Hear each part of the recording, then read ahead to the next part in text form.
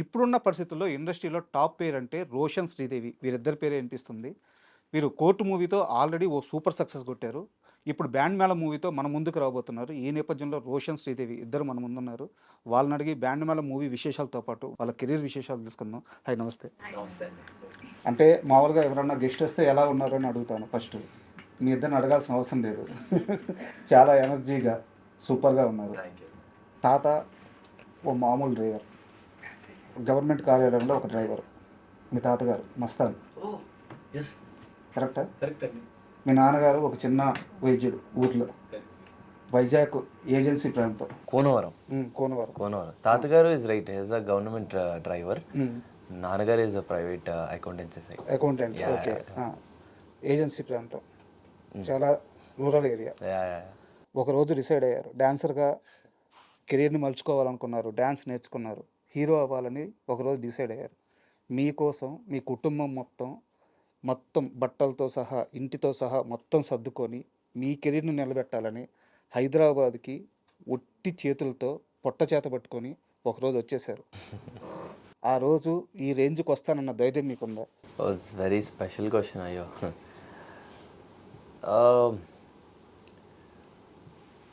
సింపుల్గా ఒకటే అండి, నా ఫ్యామిలీ లేకపోతే ఈరోజు నేను ఇక్కడ ఉండేవాడిని కాదు.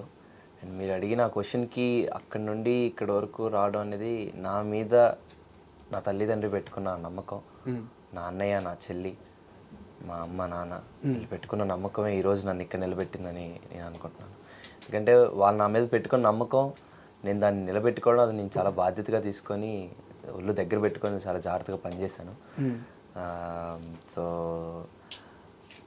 ఐ విష్ ఈరోజు వాళ్ళందరూ చాలా హ్యాపీగా ఉన్నారని నేను అనుకుంటున్నారు. అండ్ నేను చూస్తున్నాను కదా రోజు. So they are very happy. ఎన్నేళ్ల వయసులో వచ్చారు మీరు? నేను ఇండస్ట్రీకి రావడం అయితే 10 years అయిపోతుందేమో అండి. అంటే నేను ఫస్ట్ డి జూనియర్ సీజన్ 2తో రావడం అయితే 10 years అయిపోతుంది. సో నేను డాన్సింగ్ స్టార్ట్ చేసింది ఒక 5 years ఆ టైంలోనే అనుకుంటా, లైక్ ర్యాండమ్గా. అంటే చాలా హ్యాపీగా ఉంది. ఎందుకంటే ఇప్పుడు మీరు ఇంటర్వ్యూకి వచ్చారు. మీ చుట్టూ ఒక నలుగురు ఉన్నారు. నలుగురికి ఉపాధి ఇస్తున్నారు. నలుగురికి ఉపాధి కల్పించే స్థితికి వెళ్ళారు. కొన్ని లక్షల మందికి మీరు ఈరోజు నచ్చుతున్నారు. ఆ రోజు తీసుకున్న ఒక నిర్ణయం ఈరోజు రోషన్ని వేరే స్థాయిలో నిలబెట్టింది. ఆ రోజు తీసుకుందే అసలు నాదేం కాదండి. మా నాన్న, మా అమ్మ, నా ఫ్యామిలీ తీసుకున్న నిర్ణయం ఈరోజు నన్ను ఇక్కడ కూర్చోబెట్టింది, ఈరోజు ఇక్కడ నిలబెట్టింది. Yeah, thank you. అండ్ మీకు కాకినాడ లాంటి ఒక టౌన్, ఒక ఆడపిల్ల అంటే స్కూల్కి వెళ్ళాలి, కాలేజీకి వెళ్ళాలి, ఎత్తిన తల దించకూడదు. అలాంటి వయసులో, చాలా చిన్న వయసులో నేను రీల్స్ చేస్తాను, నేను స్టార్ని అవుతాను, చాలా చిన్న వయసులో బలంగా నమ్మిన తరువాత చుట్టుపక్కల ఉన్న బంధువులు ఆడపిల్లనేంది అలా వదిలేశారు, ఆడపిల్లనేంది అలా పెంచుతున్నారు, ఇలాంటి మాటలన్నీ మీ అమ్మగారు విన్నారు, మీరు విన్నారు. అన్నిటిని దాటుకొని సోషల్ మీడియాలో ఒక స్టార్ అయ్యారు. ఈరోజు ఇలా ఒక స్టార్ హీరోయిన్గా నా ముందు కూర్చున్నారు. సో ఈ జర్నీ అంతా ఒక్కసారి వెనక్కి వెళ్తే ఏమనిపిస్తుంది? అంటే మమ్మీ చాలా సపోర్టివ్. నాకంటే ఎక్కువ మమ్మీకి నేను హీరోయిన్ అంటే అలా సిల్వర్ స్క్రీన్ మీద చూసుకోవాలని మొక్కుతుండే. మా ఫ్యామిలీ సైడ్ అంతా వాళ్ళు ఎందుకు అలాగా రీల్స్ దాన్ని చదివించు మంచిగా అంటే నేను చదువుకుంటున్నప్పుడే చేసేదాన్ని, అంటే ఫ్రీ టైం ఉన్నప్పుడే చేసేదాన్ని. బట్ ఎందుకు రీల్స్ అవన్నీ ఆపించేసే అన్న మమ్మీ అస్సలు ఎప్పుడు వినలేదు. శ్రీదేవి అంటున్నట్లే స్టార్టింగ్లో అసలు మా నాన్నకి నా మీద నమ్మకం ఎలా ఉండిందో అసలు నాకు తెలీదు. ఆబ్వియస్లీ ఏం బ్యాక్గ్రౌండ్ లేకుండా ఇండస్ట్రీ అంటే చాలా చాలా కష్టం. యూనో ఎన్ని ఆఫీస్లు, ఎన్ని ఆడిషన్లు, ఎన్నో, అంటే అందరూ అంటూ ఉంటారు సక్సెస్ ఇలా మంచి మంచి సినిమాలు చేశాడు, కోర్ట్ అని మంచి సినిమా దొరికింది అనుకుంటారు. But you know I want strongly say this, నాకు కోర్ట్ అనే సినిమా తగలడానికి 10 ఏళ్ళు పట్టింది. రాత్రికి వచ్చిన సక్సెస్ కాదు. యూనో 10 ఏళ్ళు పట్టింది నాకు ఆ రోజు తగలడం. March 14th, 2025 March 14th అనే ఒక్క ఫ్రైడే నాకు రావడానికి నాకు 10 ఏళ్ళు పట్టింది. ఇది నాకు తెలిసి నేను ఎక్కడ ఎవరికి చెప్పలేదు. యా, నాకు March 14th 10 ఏళ్ళు పట్టిందండి నేను అక్కడి వరకు రావడానికి. క్వశ్చన్ యాక్చువల్గా ఈ సక్సెస్ అంటే మీరు అన్నట్టు చాలామంది రాత్రికి స్టార్ అయిపోయాడు ఇలా అనుకోవచ్చు. బట్ ఇది ఒక 10 సంవత్సరాల ప్రయాణం. ఈ 10 సంవత్సరాల ప్రయాణంలో ఈ అనుభవాన్ని నేను మర్చిపోలేను, గుడ్ ఆర్ బ్యాడ్. ఆ రోజు జరిగిన ఘటన నేను మర్చిపోలేను అనే ఒక ఇన్సిడెంట్ ఏదైనా ఉందా? పర్టికులర్‌గా నేను ఎందుకు అడుగుతున్నానంటే, ఇప్పుడు నీ ఏజ్ గ్రూప్‌లో ఉన్నవాళ్ళు మంచైనా, చెడైనా షేర్ చేసుకుంటే చాలామందికి అది ఇన్‌స్పైర్ అవుద్ది. ఇన్‌స్పిరేషన్ అవుద్ది. Correct. సో, అందుకు అడుగుతున్నాను. ఫస్ట్ ఇండస్ట్రీలోకి రావడం అనేది ఒక రియాలిటీ షో ద్వారా జరిగిందండి. బట్ దాని ముందు అంటే ఇండస్ట్రీకి వచ్చిన దగ్గర నుంచి చెప్తున్నాను. బట్ దాని ముందు ఇంకా చాలా ఉండింది. హ్మ్. Start with industry.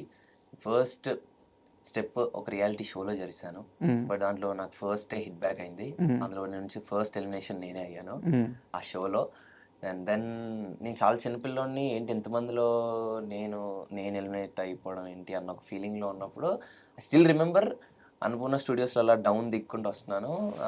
మా నాన్న నాతో అన్న ఒక మాట, నీ కెరీర్ ఇప్పుడే స్టార్ట్ అయింది, నువ్వెందుకు ఇలా ఉన్నావు, నీకు చాలా లైఫ్ ఉందిరా, హ్మ్. విల్ గో ప్లేసెస్, హ్మ్. ఇదంతా పిచ్ లైట్, నీకు చాలా టాలెంట్ ఉంది, విల్ గో సమ్వేర్, అంత లైట్ తీసుకో, ఎటు వెళ్దాం అని చెప్పని అన్నారు. హ్మ్. ఆ మాట నాకు ఇప్పటికీ బాగా గుర్తుంటుంది.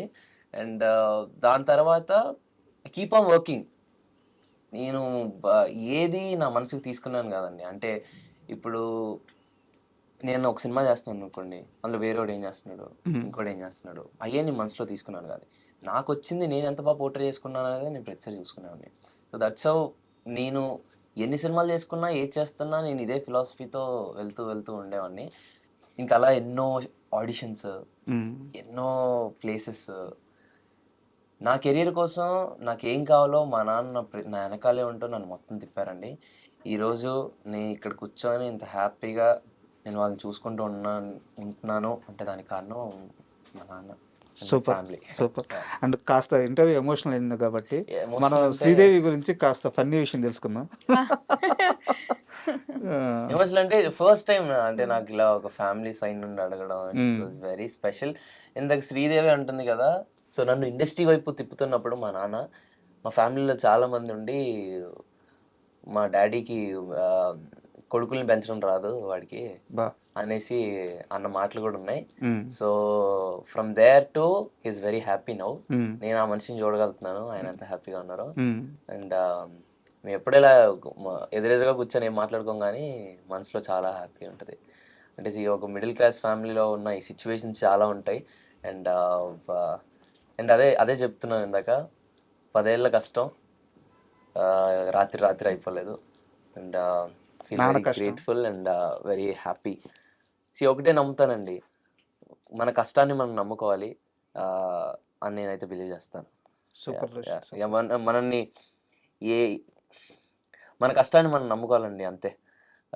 ఎక్కడికి తీసుకెళ్ళాలి, ఎలా వెళ్ళాలి అనేది ఆ యూనివర్స్ అలా డిసైడ్ చేస్తుంది అంతే. సూపర్. కష్టాన్ని మనం నమ్ముకోవాలి అంతే.